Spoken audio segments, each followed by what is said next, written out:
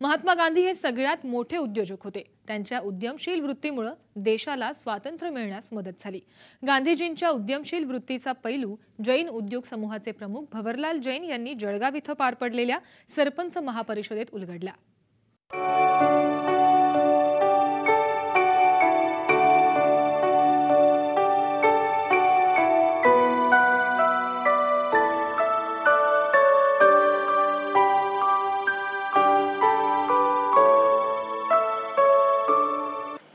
मित्रांनो, साधारणतः गेल्या 100 वर्षामध्ये गांधीजी एवढा मोठा उद्योजक झालाच नाही। आपल्याला खूप आश्चर्याचा धक्का वाटेल।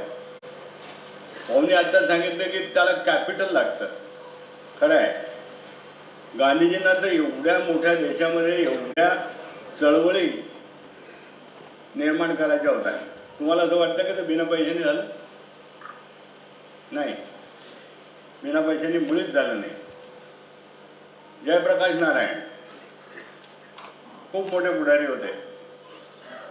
सातत्याने 23 वर्षापर्यंत 5000 रुपये दर महिन्याला घनश्याम बिर्लांच्या चेकने जयप्रकाश नारायणला जात होते आणि त्यांचा ते स्वीकार करत होते। गांधीजींनी तर कहर केला, जिथे गेले तिथे त्यांनी पैसे मागितले। जे समोर त्यांना मिळालं त्याचा त्यांनी तिथेच लिलाव केला आणि त्याच्यातनं पैसे निर्माण केले। जळगावला ज्यावेळेला आले होते त्यावेळेला त्यांना एका चांदीचा करंडक दिला गेला होता आणि त्याची साधारणतः किंमत त्यावेळेला काहीतरी 600-700 रुपये होती। त्याचा तिथल्या तिथे लिलाव करून त्यांनी त्याचे त्यावेळेला 7000 रुपये जळगावमधून गोळा करून नेले। एक नव्हे, मी 100 उदाहरणं आपल्याला देऊ शकतो। एका ठिकाणी त्याचे साऊथ इंडियामध्ये म्हणजे दाक्षिणात्य प्रदेशामध्ये गेले, केरळ आणि मद्रासमध्ये, त्यावेळेला त्यांनी असं आवाहन केलं, या मीटिंगमध्ये जसे आपण बसलात की तुमच्याजवळ जे काही असेल ते द्या, या देशाला त्याची गरज आहे। लोकांनी धडाधड येऊन त्यांच्याजवळ जे काही होतं ते सगळं दिलं। एक लहानशी पोरगी आली आणि त्या पोरीच्या हातामध्ये एक बांगडी होती। 12 वर्षाची पोरगी होती। तिने ती बांगडी दिली आणि गांधीजींनी उठून त्या पोरीला कडेवर घेतलं आणि तिचा मुका घेतला। अजूनही तो फोटोग्राफ आपल्याजवळ आहे। मित्रांनो, गांधीजींनी ज्या ज्या सगळ्या चळवळी चालवल्या त्याच्यासाठी खूपच पैसा त्यांना लागत होता। दुसरं एक उदाहरण म्हणजे आपले रवींद्रनाथ टागोर यांच्याकडे एवढी दैना आली, त्यांच्या ते शांतिवन युनिव्हर्सिटी त्यांनी चालू केली होती, अशी दैना आली की त्यांना दिल्लीमध्ये एक नाटक करणं गरजेचं भासलं। त्याचं कारण त्यांच्याजवळ पैसे नव्हते आणि त्याच्यासाठी ज्यावेळेला गांधीजींना एक कळलं की अरे रवींद्रनाथ टागोर ज्यांना मी गुरु मानतो ते इथे येऊन नाटक करणार आहे केवळ एवढ्यासाठी की मला 10,000 रुपये उभे करायचे, हे काय? त्यांनी महादेव भाई त्यांचे जे सेक्रेटरी होते त्यांना सांगितलं की यांना असा फोन लाव आणि त्यांना सांग त्यांना 10,000 रुपये पाठवा।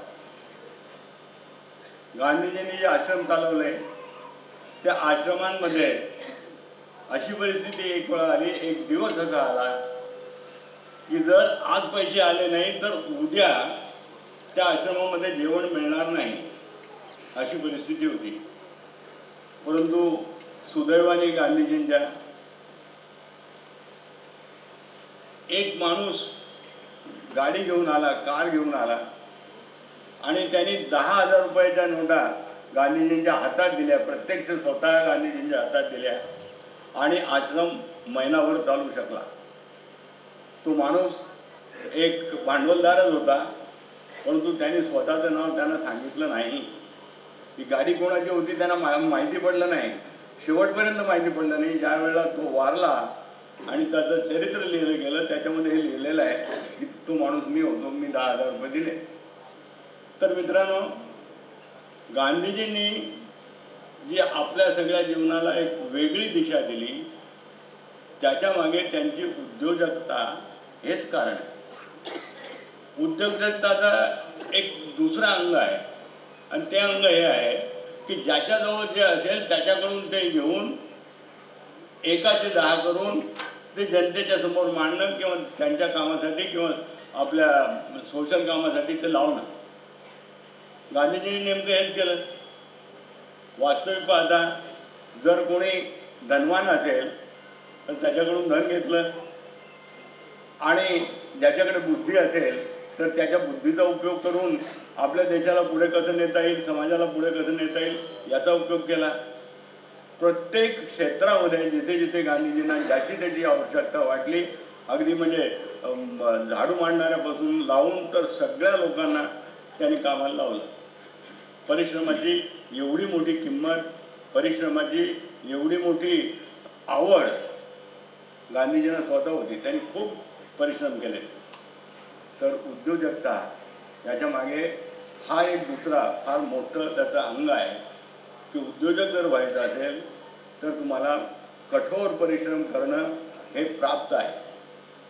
आणि ते कठोर परिश्रम करत असताना त्या परिश्रमाची किंमत ठेवणं हा एक दुसरा भाग आहे. मित्रांनो, गांधीजींनी आणखी एक काम केलं.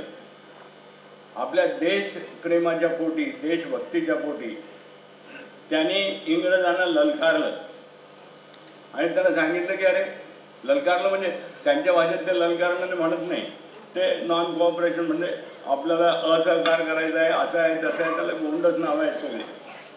मुळात त्याच्या मागे क्रांती घडवून आणणं हेच होतं. खादी कशासाठी होती? इंग्रजांनी आपला कापूस तिकडे न्यायचा, तिकडून कपडे बनवून आपल्याला पाठवायचे, आपला कापूस 1 रुपये किलोने न्यायचा आणि त्यांचा जो सदरा आहे किंवा त्यांचे जे कपडे आहेत ते 1000 रुपये किलोने आपल्याला परत विकायचे.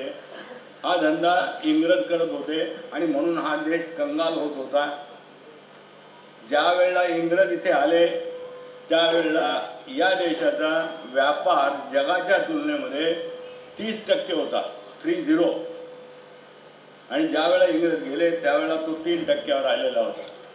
अशा पद्धतीने इंग्रजांनी आपल्याला धुवून काढलं आणि म्हणून गांधीजींना त्यांना ललकारायचं होतं.